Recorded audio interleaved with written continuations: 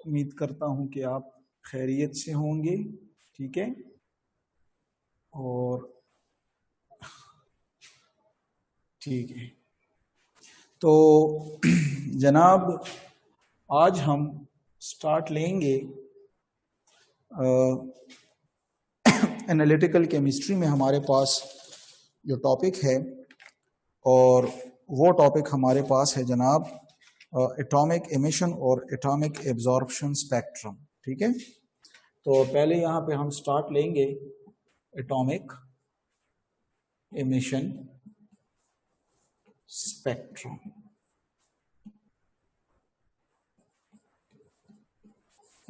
Atomic emission spectrum, ठीक है।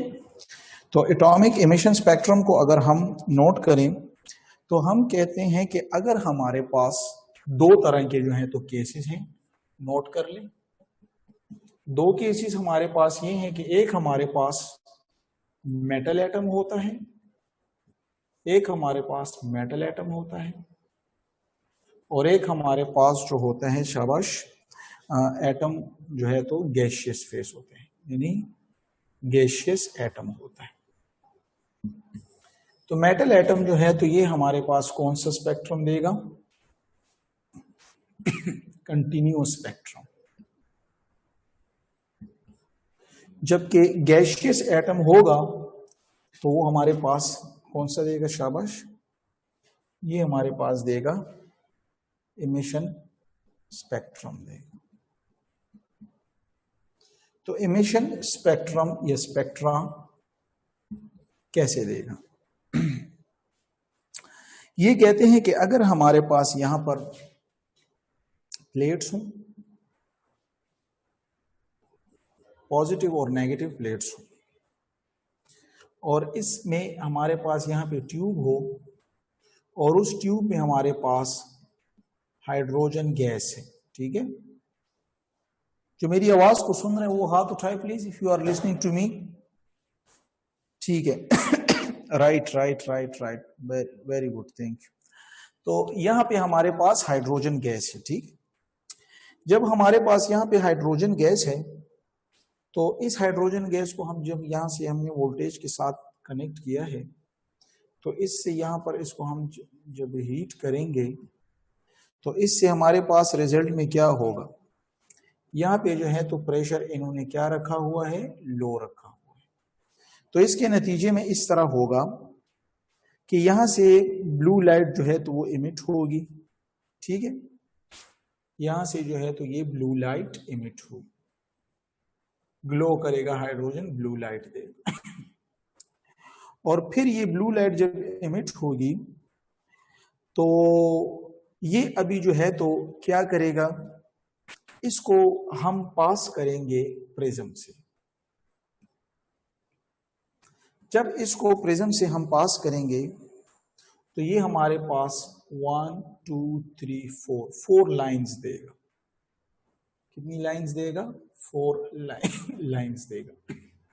यानी मैं अगर इसके स्पेक्ट्रा को उठाकर इस तरह देखूं हाइड्रोजन के, तो इसमें हमारे पास 4 जो होंगे तो वो क्या होंगे? लाइंस होंगे। और ये 4 की 4 लाइंस जो हैं तो ये हमारे पास क्या है? ब्राइट होंगे।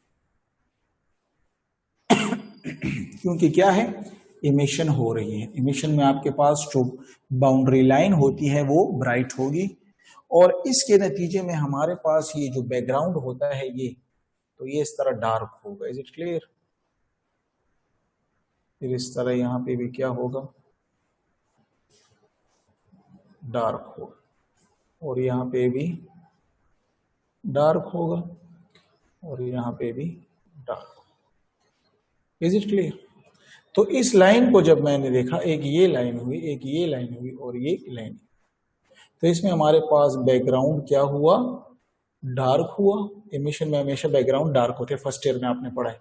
और बाउंड्री लाइन जो होती है तो वो मेरे पास ब्राइट होती है। और ब्राइट भी जनाब कौन कौन से थी? ब्राइट में इसमें हमारे पास जो एक थी तो वो थी रेड, दूसरी मेरे सॉरी दूसरी है ब्लू ग्रीन, तीसरी हमारे पास जनाब है ब्लू वायलेट, और चौथी लाइन जो है हमारे पास तो वो है वायलेट। तो इस कंडीशन पे हम कह सकते हैं कि हमारे पास जो एटॉमिक एमिशन स्पेक्ट्रा होता है हाइड्रोजन का, तो वो हाइड्रोजन का जब हम लेंगे तो हमारे पास 4 लाइंस हासिल होती हैं, और वो 4 लाइंस कौन कौन सी हैं, ये है। अभी जो ये 4 लाइंस हैं तो ये सारी हमारे पास किस में आती हैं, ये चूंकि विजिबल पोर्शन में आती है, तो इसको हम कहते हैं कि ये रिलेटेड है किसके साथ, बाल्मर सीरीज के साथ। आपने पढ़ा है हाइड्रोजन का स्पेक्ट्रम के इसमें विजिबल पोर्शन जो होता है, इसमें जो विजिबल पोर्शन होता है, इसमें जो विजिबल पोर्शन होता है, तो विजिबल तो ये है, विजिबल ये है, विजिबल ये है, विजिबल ये है, तो इसलिए ये बाल्मर सीरीज के साथ रिलेटेड है, यानी इसकी फ्रीक्वेंसी और वो एक्साइटेशन डी एक्साइटेशन।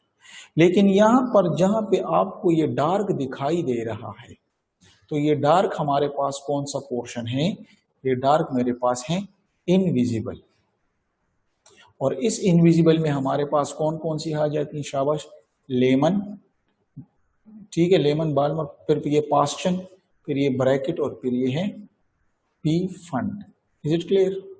तो इसलिए हम कहते हैं कि यहाँ पे जो आपको ये जो स्लिट नजर दिखाई दे रही है, जो स्पेक्ट्रम दिखाई दे रहा है, ये हाइड्रोजन का स्पेक्ट्रम है, और हाइड्रोजन के स्पेक्ट्रम में आपको पता है 5 सीरीज है, Lyman, Balmer, Paschen, Brackett, Pfund, और इसमें जो ये 4 लाइंस हैं तो ये बाल्मर सीरीज में आ रही है, जबकि ये डार्क पोर्शन जो इनविजिबल पोर्शन है, तो फिर ये फर्दर जो है तो सीरीज 4 है, लेमन, बाल्मर, लेमन और पास्चन और ब्रैकेट और फंड सीरीज।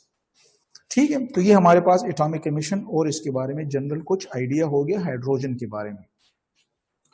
फिर अगर हम कहते हैं कि इसका अगर हम वेव नंबर फाइंड करते हैं, इसका अगर हम वेव नंबर जो है हमें क्या करना हो, फाइंड करना हो, तो वेव नंबर को हम क्या लिखते हैं, म्यू बार कहते हैं, और इसको हम 1/λ भी कह सकते हैं।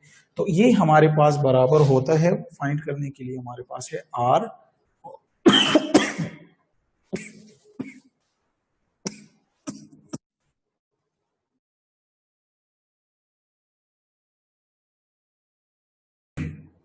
1/n1² माइनस 1/n2² के, राइट।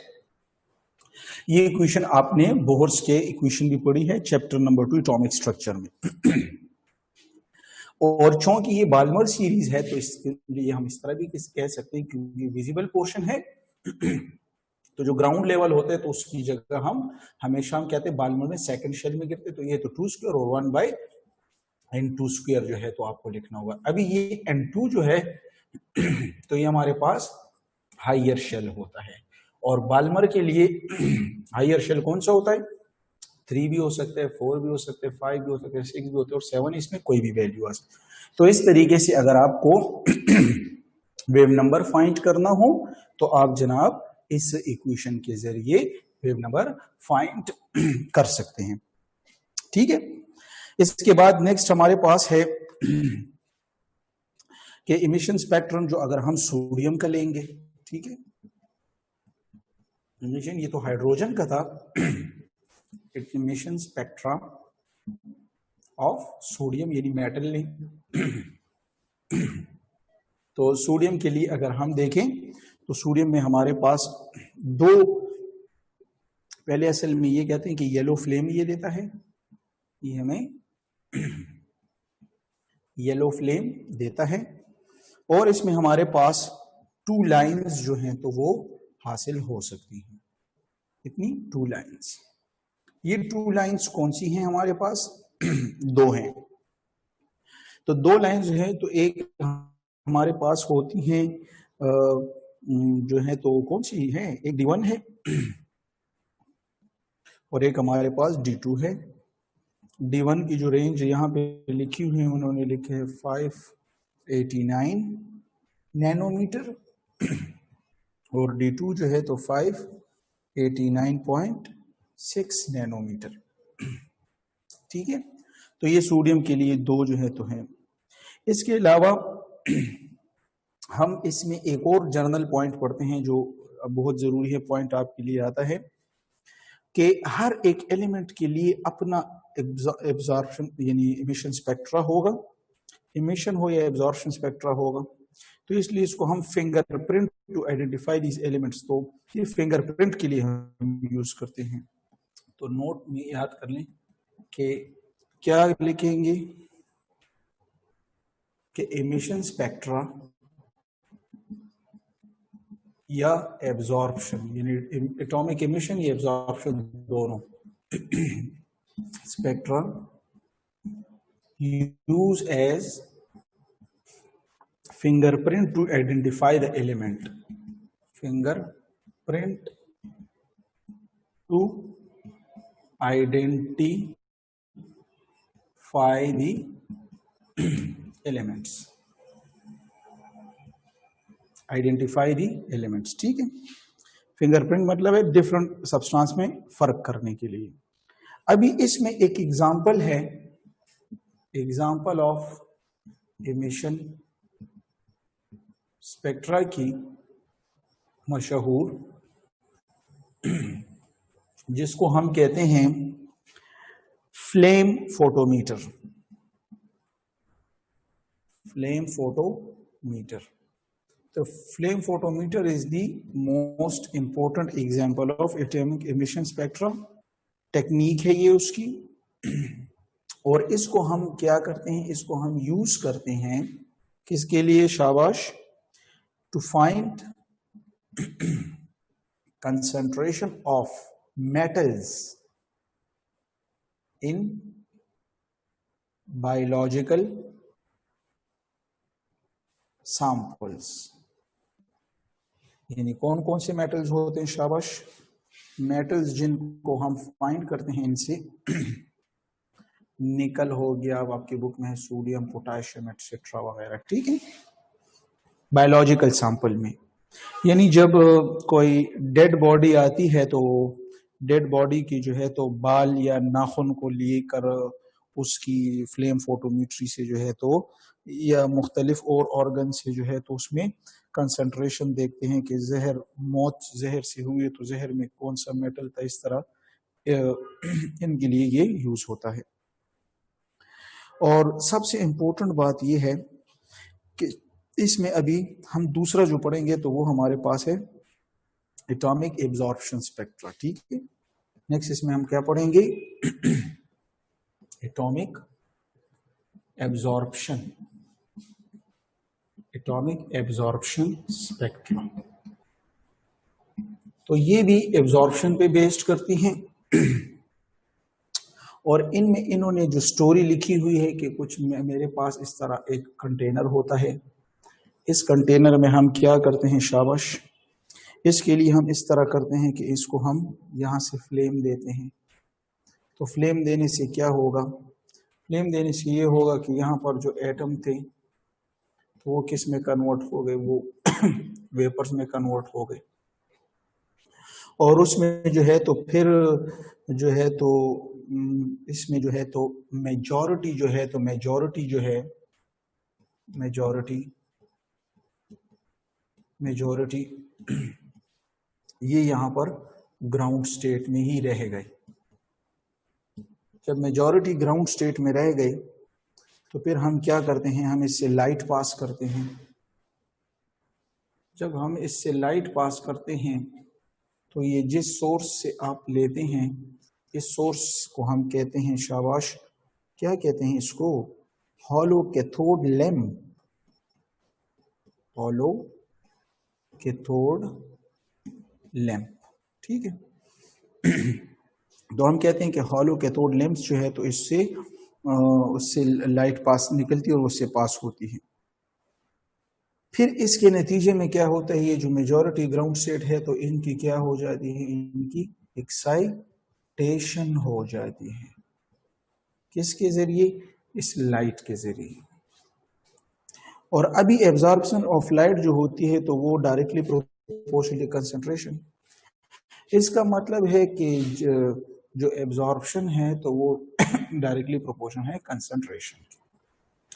ये एब्जॉर्प्शन कौन सी है, ये जनाब लाइट की एब्जॉर्प्शन, जो लाइट आप हॉलो कैथोड लैंप से फेंक रहे हैं सैंपल के ऊपर और उनमें कंसंट्रेशन ज्यादा हो तो वो ज्यादा एब्जॉर्ब करेगा। ठीक है, तो फिर इस तरह यहाँ इनके लिए स्टडी करके एटॉमिक एब्जॉर्प्शन स्पेक्ट्रा इसके लिए जाता है। ठीक है ना, तो इमिशन और एब्जॉर्प्शन एक ही है, तकरीबन इसमें एब्जॉर्प्शन का फिनोमेना इन्वॉल्व है और इसमें हमें क्वांटिटेटिव एनालिसिस का कैसे पता चलेगा कि अगर किसी लाइट हॉलो कैथोड लैंप से, अच्छा फिर ये हॉलो कैथोड लैंप जो सोर्स है जिससे लाइट निकलती है, तो ये मुख्तलिफ सब्सटेंस के लिए मुख्तलिफ लैंप्स होते हैं। अच्छा, सिर्फ हॉलो कैथोड लैंप मतलब नहीं होता, इसके लिए और चीजें भी जरिए भी होते हैं, डिपेंड करता है कि आपके पास सैंपल कौन सा है। ये दो तीन बातें थी एब्जॉर्प्शन में, क्योंकि सारी बातें एमिशन में है तो वही कॉन्सेप्ट यहाँ पे हो रहा है, लेकिन वहाँ पे सिर्फ एमिशन है और यहाँ पे एब्जॉर्प्शन हो रही है। और एब्जॉर्प्शन तो आपको पता है कि लाइन एब्जॉर्प्शन स्पेक्ट्रम में क्या होता है, शाबाश, हमारे पास जो बैकग्राउंड होता है तो वो ब्राइट होता है और बाउंड्री लाइन डार्क होती है। जो अभी मैंने पढ़ा है ना एमिशन, ये इसके बिल्कुल टोटली उलट है।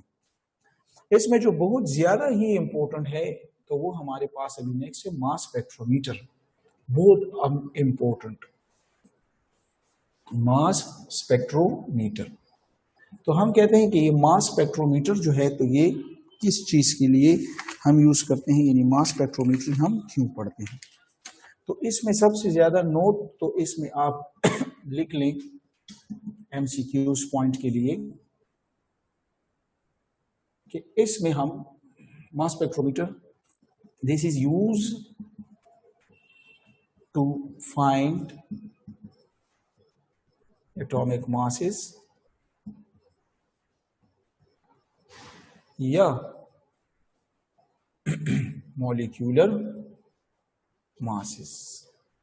बहुत ही जरूरी है एटॉमिक masses या मॉलिक्यूलर masses के लिए हम क्या करते हैं, यूज करते हैं फाइंड करने के लिए किसी भी स्पीशीज का, यानी मॉलिक्यूल होगा तो मॉलिक्यूलर मास, आइसोटोप होगा तो आइसोटोपिक मास। और इसके अलावा इसमें ये होता है कि इसकी वजह से एक और जो है दूसरा तरीका ये है कि इसकी मदद से मास स्पेक्ट्रोमीटर की मदद से हम किसी एलिमेंट के अंदर आइसोटोप्स की तादाद को भी जान सकते हैं। बाय दिस मेथड, यानी मास स्पेक्ट्रोमीटर की मदद से, by this method we can find out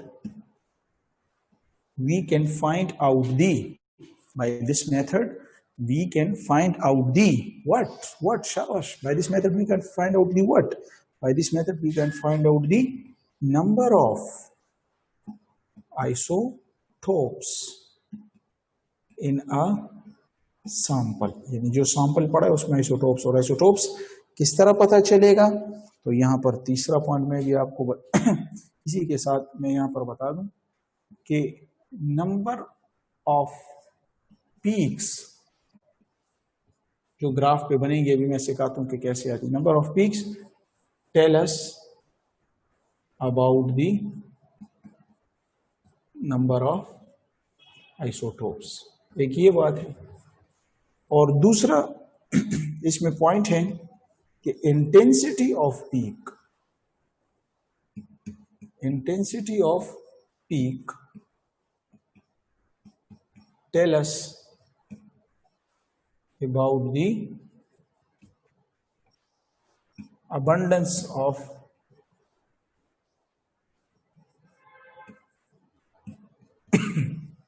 that specific isotope।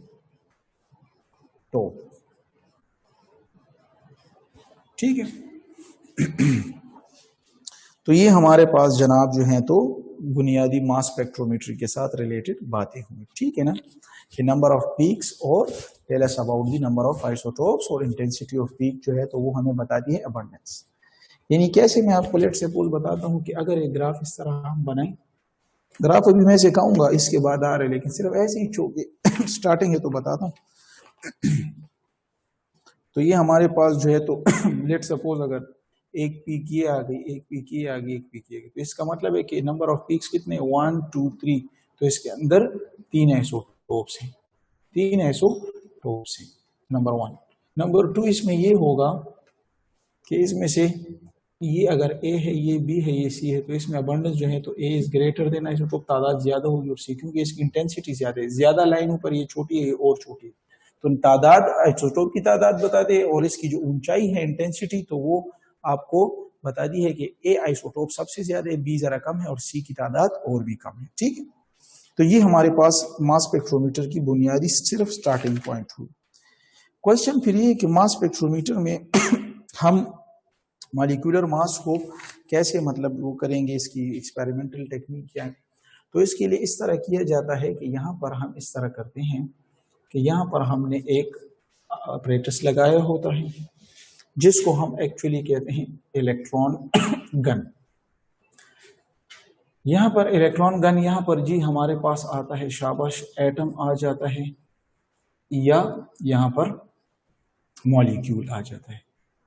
जब मॉलिक्यूल या एटम आता है तो हमारे पास क्या हो जाते हैं, यानी यहाँ पर एक चैम्बर होता है और इसको हम कहते हैं आयोनाइजेशन चैम्बर। इसको क्या हम क्या कहते हैं, आयोनाइजेशन चैम्बर। क्यों आयोनाइजेशन चैम्बर कहते हैं? आयोनाइजेशन चैम्बर इसलिए कहते हैं कि जब सैंपल को यहाँ से भेजा जाता है तो उसमें अगर एटम होगा, लेट सपोज मैं एटम बना दूंगा चलो समझाने के लिए, तो ये इलेक्ट्रॉन बहुत तेजी के साथ आएंगे इलेक्ट्रॉन गन से और इससे इलेक्ट्रॉन को निकाल के ये नेगेटिव चार्ज और ये पॉजिटिव चार्ज, तो यहाँ पर क्या हो जाती है सैंपल की आयोनाइजेशन आयंस बनते हैं। फिर इन आयंस को जो इसमें जो ये पॉजिटिव आयन है, ये तो असल में जो पॉजिटिव आयन होता है ये तो न्यूक्लियाई होता है। यहाँ पर फिर हम यहाँ पर प्लेट्स रखते हैं पॉजिटिव नेगेटिव और इसको मैं नाम देता हूं accelerating electric field. Accelerating electric field, इसकी वजह से ये जो पॉजिटिव आयन होते हैं तो ये आगे की तरफ एक्सेलरेट होना शुरू हो जाते हैं। ठीक, जब ये एक्सेलरेट होना शुरू हो जाएंगे तो आखिर में यहाँ पर इनके रास्ते में जनाब रखा है इन्होंने मैग्नेटिक फील्ड, यानी नॉर्थ पोल और साउथ पोल। अब ये मैग्नेटिक फील्ड में आते हैं तो ये इस तरह गोल गोल सर्कुलर पाथ में घूमते हैं। ठीक है, चार्ज बॉडी जो है तो मैग्नेटिक फील्ड में आती है तो चार्ज में गोल गोल घूमती है। इसके बाद यहाँ पर इन्होंने क्या रखा होते हैं जनाब, यहाँ पर इन्होंने रखा होता है डिटेक्टर। डिटेक्टर तो ये पॉजिटिव आयन जो होते हैं तो इनमें हम क्या देखते हैं, इनकी हम एक वैल्यू निकालते हैं जिसको हम कहते हैं मास टू चार्ज वैल्यू। ठीक है, तो इस तरह ये होगा कि ये हमारे पास दो किस्म के आएंगे, मास टू चार्ज रेशो इसका जिसका कम होगा और एक इसका इस तरह होते हैं जिसका ज्यादा होता है। तो जब हम क्या करते हैं कि जिसकी मास रेशो कम और ज्यादा हो तो अभी इन दोनों को हम एक दूसरे से क्या करना चाहते हैं, सेपरेट करना चाहते हैं। जब हम सेपरेट करना चाहते हैं तो इसके लिए मैग्नेटिक फील्ड को हमें क्या रखना होगा, कांस्टेंट रखना होगा, यानी जो दे रहे हैं वही होगी और जो एक्सेलरेटिंग वोल्टेज जो है तो उसको हम क्या देंगे, उसको हम चेंज करते रहेंगे जिसकी वजह से इनकी सेपरेशन होती है। ये ईटा के लिए बहुत इंपॉर्टेंट क्वेश्चन है, बहुत इंपॉर्टेंट है कि जब यहाँ पर छोटे हो भी होते हैं, बड़े भी होते हैं, छोटे भी होते हैं, बड़े आयंस भी होते हैं, इन दोनों को, इन बड़े और छोटे जिनका मास टू चार्ज रेशो कम और ज्यादा हो, इनको सेपरेट कैसे किया जाता है, by keeping the magnetic field constant and accelerating voltage increase. यहाँ पे भी इनके साथ, ये बुक में नहीं दिया लेकिन यहाँ पर भी एक इलेक्ट्रिक फील्ड इनके साथ लगी होती है, एक्सेलरेटिंग वोल्टेज। ठीक है, दो जगहों पे होती है, एक वहां आयनाइजेशन चैम्बर से एक्सेलरेट करने की और फिर यहाँ पर जो है तो मैग्नेटिक फील्ड के साथ, जिसकी वजह से जो छोटा आयन होता है वो दूर जाकर डिटेक्टर पे गिरेगा और जो भारी होते हैं तो वो करीब आकर गिर जाएगा। इसके डिटेक्टर से जब गिरता है तो फिर क्या होता है, डिटेक्टर पर जब गिरा तो डिटेक्टर के बाद ये होता है कि ये इलेक्ट्रिकल सिग्नल प्रोड्यूस करते हैं। ये क्या करते हैं, इलेक्ट्रिकल सिग्नल को प्रोड्यूस करते हैं। तो ये इलेक्ट्रिकल सिग्नल जो है तो फिर क्या करते हैं, फिर ये लेटर ऑन ये एम्पलीफाइड हो जाते हैं। ठीक है, इसके बाद इसकी एम्पलीफिकेशन हो जाती है, फिजिक्स में पढ़ा आपने। फिर एम्पलीफिकेशन के बाद इसकी रिकॉर्डर पे आ जाता है और रिकॉर्डर में वो असल में ग्राफ होते हैं, पिन सा होता है ना इस तरह, वो पिन सा होता है, इस तरह हरकत करता है। ठीक है, वो इस तरह जो वो ईसीजी में जो करता है इस तरह पेन से होता है, ठीक है। तो यहाँ पर हमारे पास यहाँ पे एक्स एक्सिस पे मास टू चार्ज है और वाई एक्सिस पे हमारे पास परसेंटेज है। तो यहाँ पे आपके साथ बुक में जो है तो नियान है जो 20 दिया है और फिर 21 है और फिर 22 है। तो 20 ये है, ये इतना है और ये इतना है, ठीक है। तो ये हमारे पास 90% है राउंड अबाउट, ये हमारे पास 0.5% इस तरह, हमारे पास 8.82। तो इस तरह इसका मतलब है कि नियान में हमारे पास 3 आइसोटोप्स हैं। तो ये इसकी बुनियादी जो है तो मैकेनिज्म है।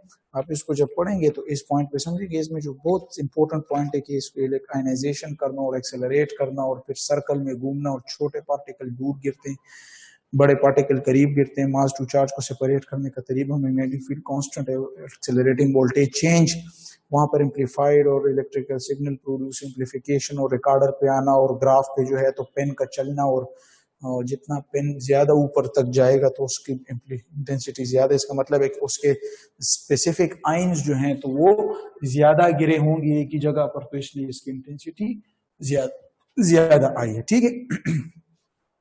तो ये जनाब आपके साथ मास स्पेक्ट्रोमीटर की कुछ रिलेटेड बातें थी, ठीक है। तो इस तरह आपका जो है तो एनालिटिकल केमिस्ट्री जो है तो खत्म हुई है आपकी। इसमें नेक्स्ट जो हम पढ़ेंगे तो वो हमारे पास है जनाब वो है एनवायरमेंटल केमिस्ट्री, बहुत ही जरूरी है एनवायरमेंटल केमिस्ट्री।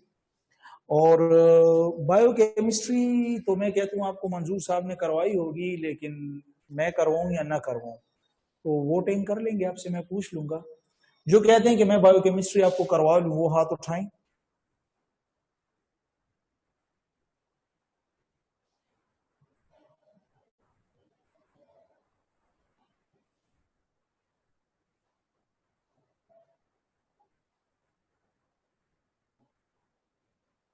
बढ़ाते जाएं। नेल पॉलिश का फार्मूला भी बताओ, अप्लाइड केमिस्ट्री भी पढ़ाओ, ये सारी चीजें पढ़ा देंगे आपको, ठीक है।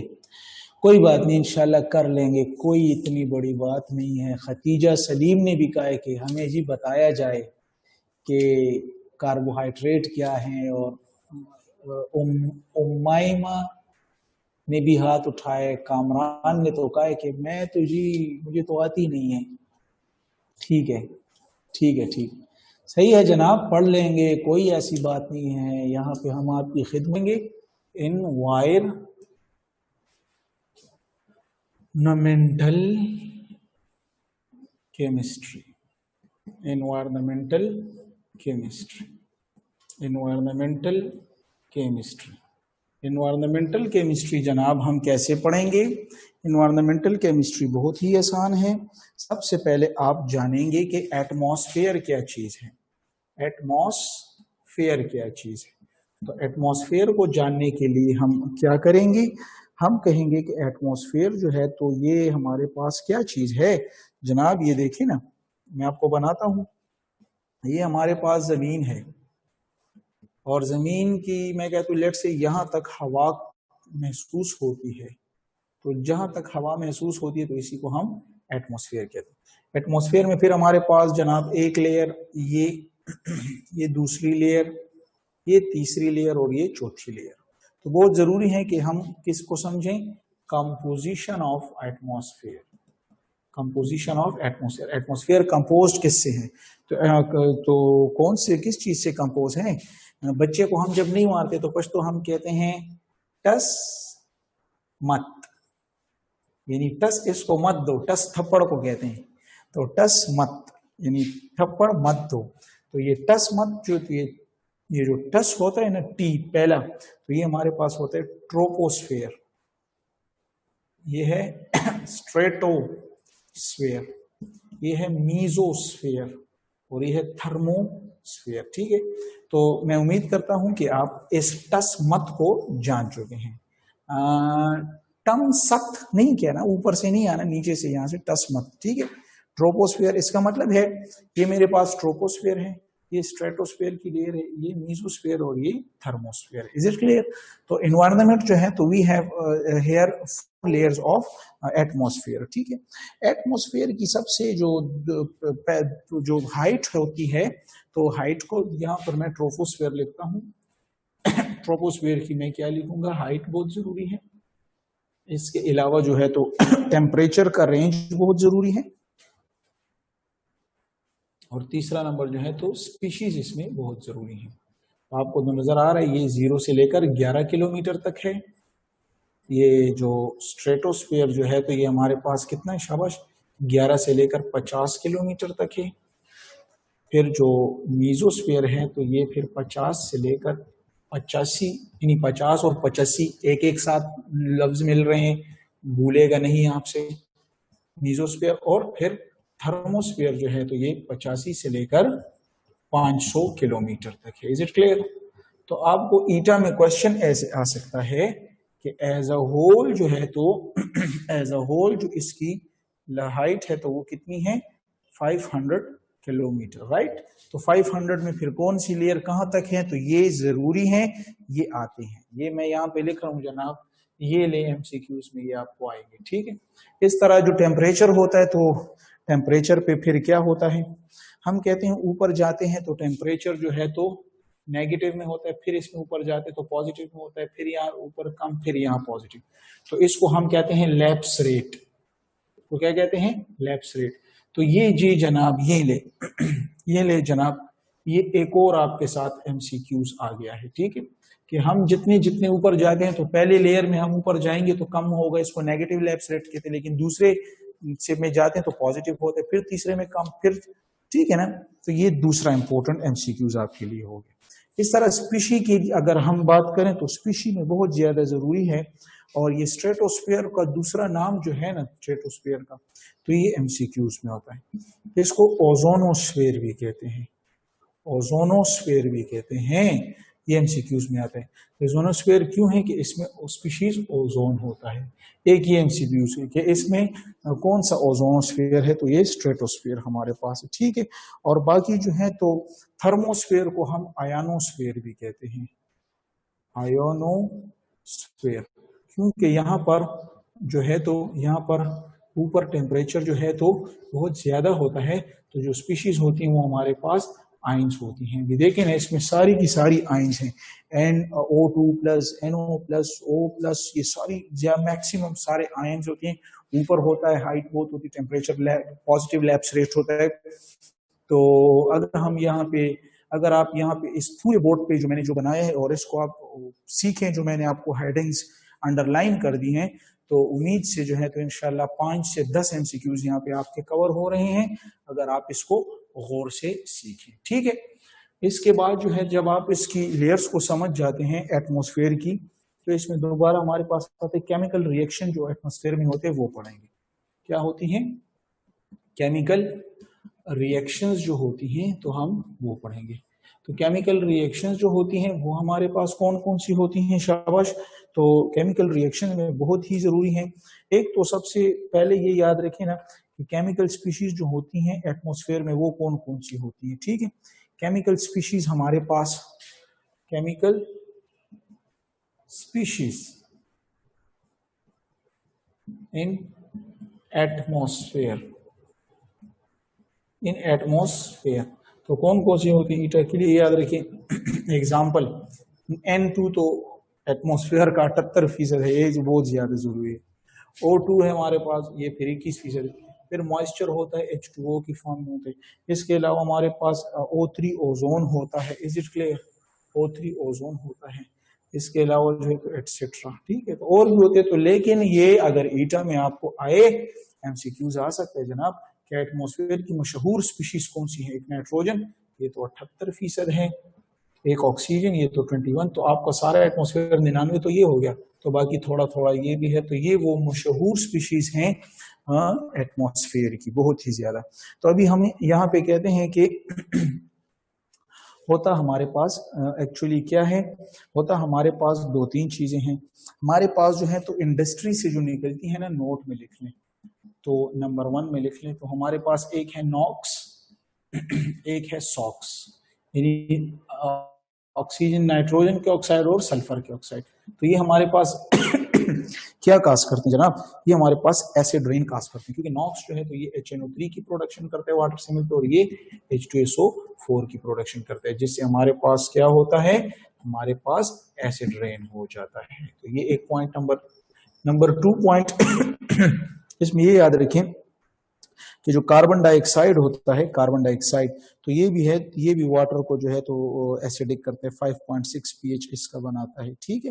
क्योंकि अगर ये बारिश का पानी हो गया और ये कार्बन डाइऑक्साइड आता है तो ये हमारे पास H2CO3 बनाएगा, जिसको हम कार्बोनिक एसिड बोलते हैं, और ये जो है तो एसिडिक हमारे पास है, और इसका जो pH है तो ये हमारे पास 5.6 करता है।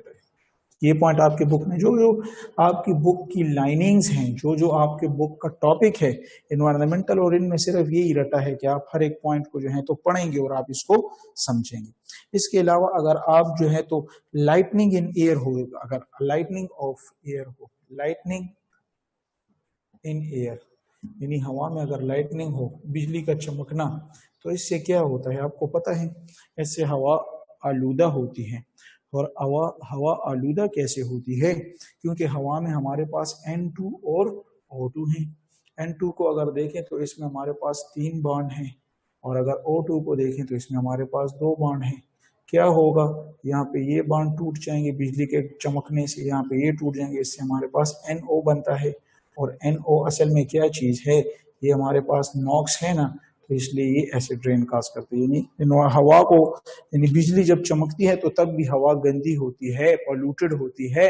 वजह ये होती है कि उसके चमकने से स्टेबल मॉलिक्यूल ब्रेक डाउन होके नाइट्रिक ऑक्साइड यानी नाइट्रोजन मोनोऑक्साइड को बनाते हैं, जो कि एक्ट एज अ नॉक्स, ठीक है, ये जरूरी है। इसके अलावा चौथा नंबर जो है तो वो जरूरी है, वो आपके साथ है कार्बन मोनोऑक्साइड। कार्बन मोनोऑक्साइड जो है तो ये भी आपको पता है कि कार्बन मोनोऑक्साइड जो है तो ये हेमोग्लोबिन के साथ बॉन्ड बनाता है, ठीक है, और ये जो है तो आपको भी मुतासिर करता है। अगर इसकी कंसंट्रेशन 750 से जो है तो ज्यादा हो जाए तो आपको डेथ काज करती है, आगे ये पढ़ेंगे वगैरह, ठीक है। तो ये हमारे पास जनरल जो है तो कुछ क्या हुई, कुछ स्पीशीज हुई एनवायरनमेंट की। इसमें जो नेक्स्ट हमारे पास है तो वो है air pollutants and their effect. तो वही एयर पोल्यूटेंट अभी जो है तो हम जो है तो पढ़ेंगे कि एयर पोल्यूटेंट्स हमारे पास कौन कौन से हैं। तो एयर पोल्यूटेंट्स कौन कौन से हैं जनाब, ये एमसीक्यूज के लिए आप याद रखें। अच्छा, एमसीक्यूज के लिए याद रखें कि एयर पोल्यूटेंट्स हमारे पास कौन कौन से हैं, ठीक है। एयर पोल्यूटेंट हमारे पास कौन से हैं, ए कॉक्स कार्बन के ऑक्साइड, 2 हमारे पास है नॉक्स नाइट्रोजन के ऑक्साइड, सी हमारे पास है सॉक्स यानी सल्फर के ऑक्साइड, डी हमारे पास है O3 ओजोन। वाह वाह, ओजोन भी एयर पोल्यूटेंट है, आपको पता है। ईटा के लिए याद रखिए कि अगर, क्योंकि ओजोन तो यहाँ स्ट्रेटोस्फेयर में तो यहाँ पे प्रोटेक्टिव होता है, यहाँ पर हिफाजत करता है, लेकिन अगर ये नीचे आ जाए ट्रोपोस्फियर में तो फिर ये पोल्यूटेंट हो जाता है। Is it clear? तो ये ईटा के लिए बहुत इंपॉर्टेंट एमसीक्यूज है कि O2 is protective in function but in stratosphere, but if it descend down it become what, pollutant, और क्रैकिंग ऑफ रबर्स और टायर्स वगैरह और प्लांट्स को बहुत ज्यादा डैमेज करता है, ठीक है। तो ये हमारे पास, और ई हमारे पास क्या आ जाता है, आल। तो इसमें हमारे पास आ जाता है ऑप्शन जो है तो डी ऑप्शन आता है कि एयर पोल्यूटेंट सारे हैं, कॉक्स नॉक्स सॉक्स O3, ये सारे हमारे पास एयर में एयर पोल्यूटेंट्स हैं, ठीक है ना। फिर इसमें जो है तो सबसे जो पहले अभी मैंने इससे वो शुरू किया तो वो हमारे पास है कार्बन मोनोऑक्साइड। कार्बन मोनोऑक्साइड जो है तो ये क्या करता है, अगर आपको नजर आ रहा हो बुक में आपके पास हो तो ये आपका हीमोग्लोबिन है जो ऑक्सीजन के साथ बॉन्ड बनाता है।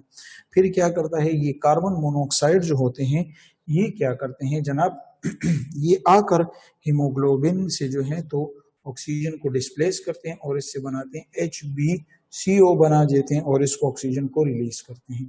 और आपको पता है कि यहाँ पर जो कार्बन मोनोऑक्साइड जो यहाँ पर इसके साथ फिक्स हुआ है तो इसकी फिक्सेशन जो है तो वो बहुत ज्यादा है, ऑक्सीजन के निस्बत कार्बन मोनोऑक्साइड जो है तो ज्यादा इसके साथ टाइट फिट होता है। और कितना फिट होता है tight, 320 times more than a O2. Is it clear? O2 के निस्बत जो है तो 320 गुना जो है तो ये ज्यादा जो है तो इसके साथ फिट होता है। तो ये अपने साथ याद रखिए। इसके अलावा कार्बन मोनोऑक्साइड में एक और एमसीक्यू इसके साथ याद रखिए कि हमारे पास क्या होता है कि अगर हमारे पास हो तो लेट सपोज अगर ये हमारे पास 100 ppm पर हो तो ये हमारे पास हेडेक काज करता है। और ये कहाँ पे आपके बुक में लिखो, ये गैरेजेस वगैरह में आप जाते हैं, गिराज वो जो अंडरग्राउंड जगह होती है ना, उसमें आप गाड़ी को पार्क करते हैं, जब निकालते हैं तो वहां पर ये गैराज वगैरह में इसकी बदबू सी होती है, घुटन सी फील होती है, तो वो कार्बन मोनोऑक्साइड होता है। तो 100 ppm पर ये होता है, ठीक है। लेकिन अगर ये हमारे पास 750 ppm पर चला जाए, 750 ppm पर, तो फिर हमारे ये डेथ जो है तो ये अकर हो जाती है अगर इतना हम इसको इनहेल कर लें, क्योंकि ये 750 ppm पे सारे ऑक्सीजन को हीमोग्लोबिन से जुदा होकर आपको जो है तो ऑक्सी हीमोग्लोबिन की जगह कार्बन कार्बोक्सी जो है तो वो हीमोग्लोबिन बनाते हैं, जो कि घुटन के सबब आप मर जाते हैं, ठीक है। नेक्स्ट इसमें हमारे पास अगर हम सल्फर डाइऑक्साइड के बारे में पढ़ें, ठीक है, तो सल्फर डाइऑक्साइड है, ओजोन है, इंडस्ट्रियल स्मोग है, ठीक है। तो ये सारे हमारे पास जो हैं तो केमिस्ट्रीज हैं। तो ये सारी आप इस तरह करें कि ये SO2 का जरा पढ़ लें, O3 का, ओजोन का पढ़ लें, ठीक है। सिंपल जो है तो आपके पास सिंपल रीडिंग है, यानी थ्योरी है ना, थ्योरी आप पढ़ें और एक एक लाइन को अंडरलाइन कर लें। इसमें जो अभी ज्यादा इंपॉर्टेंट है तो वो हमारे पास है automobile pollutant and catalytic converter, बहुत ज्यादा जरूरी टॉपिक है। अच्छा, ऑटोमोबाइल पोल्यूटेंट्स एंड कैटालिटिक बहुत जरूरी है, ये ईटा में आएगा। अच्छा, मैं जो कह रहा हूं इंशाल्लाह उसको आप जरा फॉलो अप करें तो आपको फायदा होगा। ये तो बिल्ली आ गई है, इश भाई, कन्वर्टर, ठीक है, कैटालिटिक कन्वर्टर है, क्लियर है, कैटालिटिक कन्वर्टर। तो ऑटोमोबाइल पोल्यूटेंट और कैटालिटिक कन्वर्टर एक बहुत ही इंपॉर्टेंट टॉपिक है। ये इस तरह होता है ना, ये लोग कहते हैं कि जो मेजर पोल्यूटेंट्स होते हैं ना, एग्जॉस्ट गैस इमिटेड जो गाड़ियों से निकलते हैं, तो वो हमारे पास 3 चीजें होती हैं। यानी लेट सपोज ये आपके पास एक गाड़ी है, ठीक है, ये उसके शीशे, ये इसकी लाइट, ठीक है, यहां से इसके एग्जॉस्ट निकलते हैं, ठीक है, यहां पर इसका क्या होता है, शाबाश, एग्जॉस्ट, यानी जब फ्यूल जलता है तो उससे एग्जॉस्ट गैसेस निकलेंगी। ये एग्जॉस्ट गैसेस जो है तो ये कौन सी होती हैं, शाबाश, एक हमारे पास कार्बन मोनोऑक्साइड होती है, एक हमारे पास नाइट्रिक ऑक्साइड होती है, और एक हमारे पास हाइड्रोकार्बन्स होते हैं, ठीक है। तो ये ईटा का ये भी एक एमसीक्यूज है। अच्छा, कितना सिंपल सा है कि ऑटोमोबाइल के जो एग्जॉस्ट गैसेस होती हैं तो वो एग्जॉस्ट गैसेस कौन सी होती हैं, A carbon monoxide, B nitric oxide, C hydrocarbon, D all. तो इसमें जनाब आप जाएंगे किस ऑप्शन की तरफ, आल की तरफ। अभी नेक्स्ट इसमें ये क्या कि ये गैसेस जो हमारे पास हैं तो ये हमारे माहौल को गंदा करती है, डैमेज करती है, प्लांट हेल्थ वगैरह को नुकसान पहुंचाती है। तो अभी इनको खत्म करने का एक तरीका जो है तो एग्जॉस्ट गैसेस के वो है 3 वे कैटालिटिक चैम्बर, ठीक है। तो इन गाड़ियों में फिट किया जाए, फिट मस्ट क्या होते हैं, इसको कहते हैं 3 वे catalytic chamber.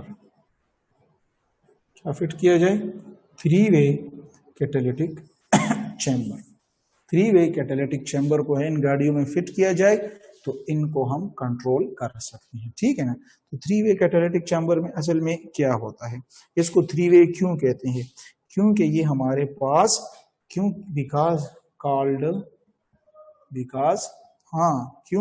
Because reduce emission, क्योंकि ये emission, because reduce emission of 3 exhaust gases, और 3 एग्जॉस्ट गैसेस कौन सी हैं? कार्बन मोनोऑक्साइड ये हो रही है। Is it clear? तो इसको इसलिए 3 वे कैटालिटिक चेंबर कहते हैं क्योंकि ये इन 3 गैसेस के निकलने को कंट्रोल करता है। ठीक है, अभी जो ये कैटालिटिक चेंबर जो होता है 3 वे कैटालिटिक चेंबर, तो इसके अंदर जो होते हैं तो क्या होते हैं, इसके अंदर हमारे पास 2 चेंबर्स होते हैं। इसके अंदर हमारे पास कितने होते हैं? 2 चेंबर्स मौजूद होते हैं।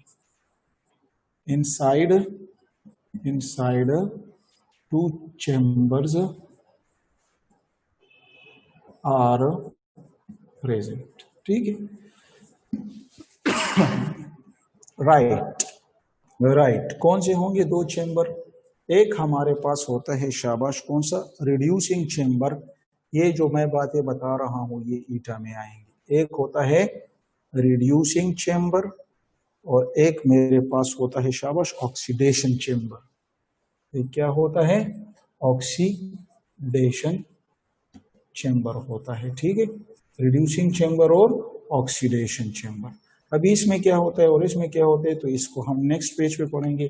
तो यहाँ पर पहले मैं क्या लिखता हूं? कैटालिटिक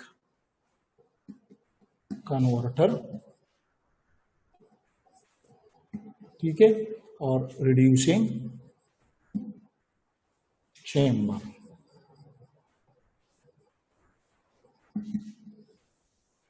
रिड्यूसिंग चेंबर, तो रिड्यूसिंग चेंबर जो होता है, रिड्यूसिंग चेंबर में हमारे पास क्या होता है, इसको गौर से सुने। रिड्यूसिंग चेंबर में असल में इस तरह होता है कि हम ऐसे करते हैं कि इसमें हम जो नाइट्रोजन जो ऑक्साइड होता है इसको हम रिड्यूस करते हैं किसमें? नाइट्रोजन, ठीक है ना, नाइट्रोजन में। और किसकी मदद से? किसकी मदद से? तो यहाँ पर लिखें कि nitrogen oxide is reduce into nitrogen, और यहाँ पे लिखेंगे बाय दी हेल्प ऑफ, इसकी मदद से, बाय दी हेल्प ऑफ, शाबाश, हाइड्रोजन की मदद से। भी आप कहेंगे कि हाइड्रोजन की मदद से कैसे? ये इस तरह। तो इसके लिए इसका आप मैकेनिज्म जानेंगे। तो मैकेनिज्म में हम ये पढ़ेंगे कि पहले वो जो हाइड्रोकार्बन्स आते हैं ना इमिशन गैस, एग्जॉस्ट गैसेस में, वो पानी के साथ रिएक्शन करती हैं और उसके लिए एक खास रोडियम कैटलिस्ट जो है यूज होता है इस कैटालिटिक चैम्बर में, जिसकी मदद से हाइड्रोजन पैदा होता है और कार्बन मोनोऑक्साइड पैदा होता है। ये हमारे पास हुआ स्टेप नंबर 1। स्टेप नंबर 2 में क्या होता है? ये जो हाइड्रोजन यहाँ पर बन गया है, ये हाइड्रोजन, इसको हम उठाते हैं और यहाँ पर क्या करते हैं, NO जो होता है, ये बुनियादी तौर पर ये जो एग्जॉस्ट गैसेस होती हैं उसके साथ ये हाइड्रोजन यहाँ पर मिल गए। इसका मतलब है अगर आपको ईटा में आ जाए कि जब आप इसकी रिडक्शन करते हैं यानी NO की N2 में, तो हाइड्रोजन से हेल्प लेते हैं, तो ये हाइड्रोजन हमारे पास कहाँ से आता है? तो उसके लिए ये स्टेप 1 किस्सा जरूर याद रखें कि ये हाइड्रोजन हमारे पास हाइड्रोकार्बन और वाटर के रिएक्शन से पैदा होता है, जिसके नतीजे में हमारे पास क्या बन जाता है?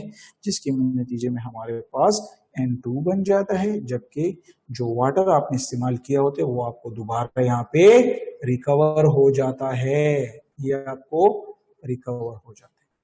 तो आपकी रिड्यूसिंग चेंबर के लिए ये जनाब किस्सा याद रखें।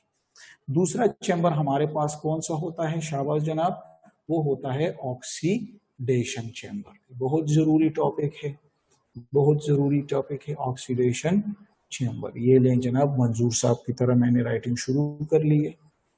हाँ, ये देखिए जबरदस्त सी हेडिंग होगी और यहाँ पर इससे रेड जो है तो हेडिंग होगी, ठीक है। वो बायो है उसमें चल जाता है भाई, यहाँ पे केमिस्ट्री में बड़ी बातें होती हैं, उस तरह वहां चलेंगे तो ये एक साल में भी खत्म नहीं होता। ऑक्सीडेशन चैम्बर में क्या होता है? जो कार्बन मोनोऑक्साइड होता है जो यहाँ पे पैदा हो गया है या जो उससे एग्जॉस्ट निकलते हैं तो उसके साथ O2 मिलता है, तो O2 के साथ इससे हमारे पास बनता है CO2 बनता है। फिर यह हाइड्रोकार्बन जो एग्जॉस्ट गैसेस में होती हैं वो O2 के साथ मिलता है, तो इससे हमारे पास CO2 और वाटर बनता है। तो ये हमारे पास जी रिएक्शंस थे किसके? शाबाश, रिड्यूसिंग और चैम्बर के और ऑक्सीडेशन चैम्बर। तो इस तरीके से जो है तो हमने ये ऑटोमोबाइल में 3 वे कैटालिटिक इसको क्यों कहते हैं, क्योंकि 3 एग्जॉस्ट गैसेज होती है और इसके अंदर 2 चैम्बर होते हैं। दोनों चैम्बर के अंदर क्या क्या होता है, ईटा के लिए बहुत जरूरी है reducing chamber, NO is reduced to N2 with the help of hydrogen produced by the hydrocarbon water reaction and water recover again in oxidation chamber. Carbon monoxide and hydrocarbons are oxidized into carbon dioxide and carbon dioxide water, right?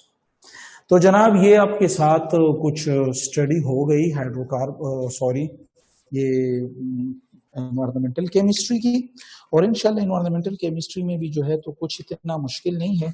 इसमें जो important जो इंशाल्लाह फिर हम करेंगे, एक industrial smoke है, इनके MCQs के लिए जरूरी है। इसके बाद फोटोकेमिकल स्मोक की रिएक्शन डिस्कस कर लेंगे, पैन का डिस्कस करेंगे, हमारे पास परऑक्सी एसिटाइल नाइट्रेट है, ग्रीन हाउस इफेक्ट है, ग्लोबल वार्मिंग जो है तो एसिड रेन की कुछ बातें हैं, फिर वाटर के ओजोन की डिप्लीशन में जर्नल बातें हैं, फिर वाटर पोल्यूटेंट्स हैं। तो इतना जनाब मुश्किल नहीं है, सिंपल जो है तो टॉपिक्स हैं, कुछ पॉइंट्स हैं। तो इंशाल्लाह फिर मंडे को हम इसको इन तमाम पॉइंट्स को डिस्कस कर लेंगे, ठीक है। Thank you very much.